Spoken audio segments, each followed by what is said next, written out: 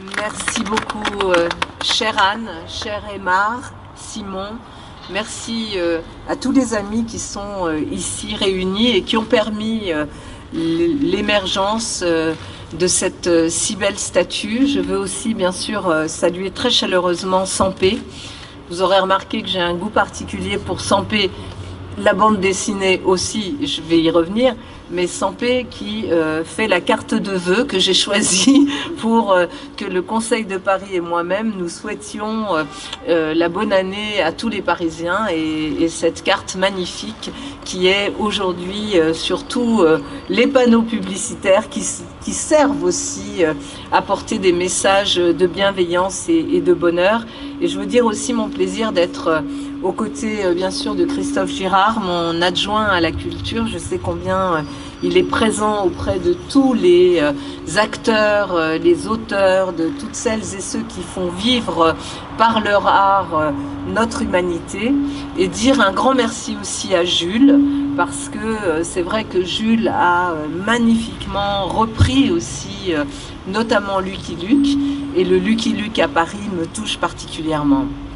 Alors c'est un moment un peu particulier, c'est un moment magique où à la fois en tant que maire de Paris, je suis là dans une cérémonie officielle pour rendre hommage à René Goscinny, pour rendre hommage à la BD, à cet art, cela a été dit, populaire, cet art que l'on se transmet de génération en génération. Et dans cette transmission, René Goscinny a joué un rôle très particulier pour chacune et chacun d'entre nous. Ce fut le cas pour moi. Et donc, avant d'être maire de Paris, évidemment, je suis quelqu'un qui a appris aussi notre histoire, qui a appris à rire, à en rire, à rire de nos défauts, y compris notre histoire lorsqu'elle vise d'autres pays, d'autres peuples. Vous avez parlé des Ibères, c'est vrai que je suis particulièrement sensible à l'Ibère, quand il est rude ou quand il ne l'est pas, et c'est vrai que soit de mon point de vue de française ou de mon point de vue de femmes ibériques, j'ai toujours trouvé dans cet humour et dans cette façon de nous raconter quelque chose d'extrêmement profond et puissant, et donc ça m'a construite, comme cela sans doute nous a construit les uns et les autres, et j'ai eu à cœur, comme beaucoup, de transmettre à mes enfants ces histoires, ce rapport, cette bienveillance, cette légèreté, mais aussi cette profondeur dont vous avez parlé. Oui, Goscinny est dans nos histoires personnelles, et être maire de Paris et inaugurer cette statue de Goscinny, c'est d'une certaine façon faire ce lien entre nos histoires personnelles et notre histoire collective. Donc c'est un moment particulièrement heureux et magique. Je veux bien sûr remercier l'Institut René Goscinny d'avoir eu cette idée, parce que, chère Anne, c'est vous qui avez eu cette idée de pouvoir installer une statue. Et vous savez, installer une statue dans les rues de Paris, ce n'est pas quelque chose de très simple. Ce n'est pas simple parce que il y a évidemment une exigence à Paris lorsqu'on installe une œuvre d'art. Il faut beaucoup en parler, il faut voir le sens que cela a, il faut se poser la question de est-ce que ça répond à notre histoire commune, qu'est-ce que cela apporte à notre histoire commune. Et en fait, cette statue de René Goscinny était une évidence. Une évidence ici à Paris, je vais y revenir, sa ville, in fine sa ville, c'était un Parisien, mais c'est une évidence aussi par ce message qu'il nous adresse, et qui est un message qui correspond très très bien aussi à ce que nous sommes. Donc chère Anne, merci de nous avoir entraînés sur ce chemin-là et de nous réunir aujourd'hui. Je le disais tout à l'heure, vous l'avez dit aussi avant moi, René Goscinny était un Parisien, né dans l'entre-deux-guerres, rue du Fer à Moulin, dans le quartier du Jardin des Plantes, non loin de l'imprimerie familiale, Beresniak, fondée par son grand-père en 1912.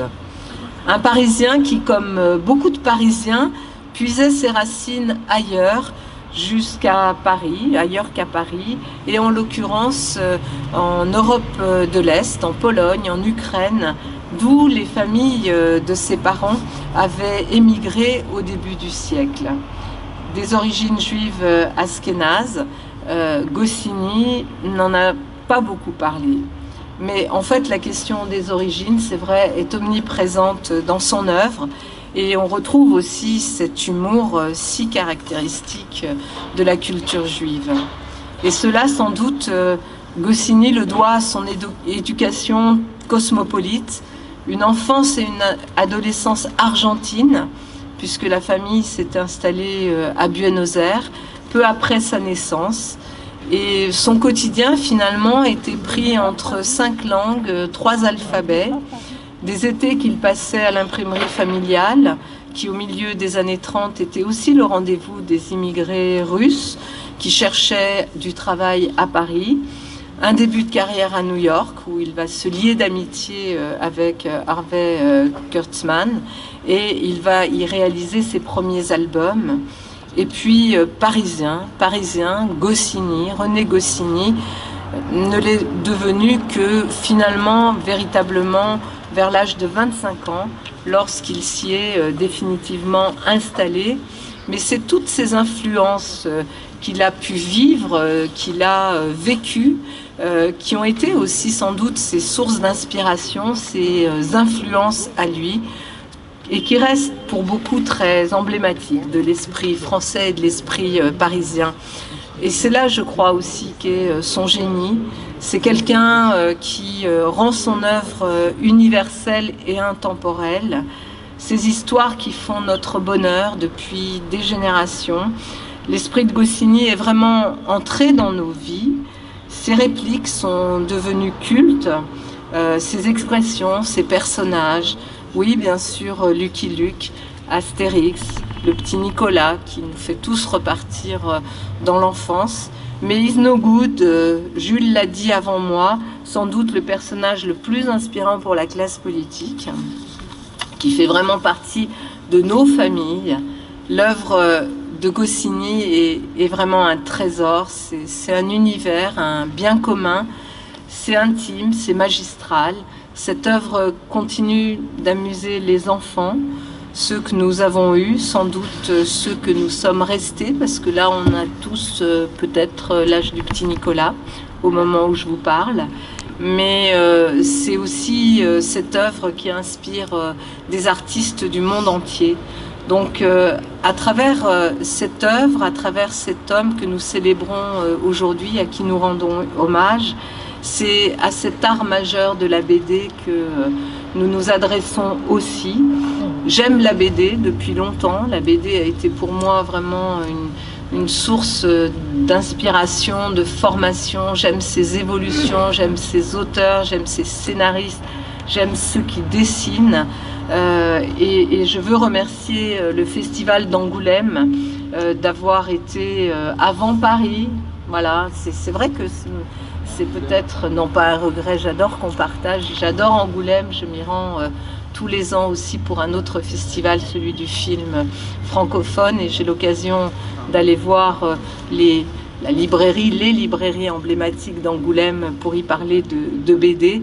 C'est vrai que la bande dessinée est quelque chose qui doit rester dans ce patrimoine qu'on se transmet et qui nous éclaire.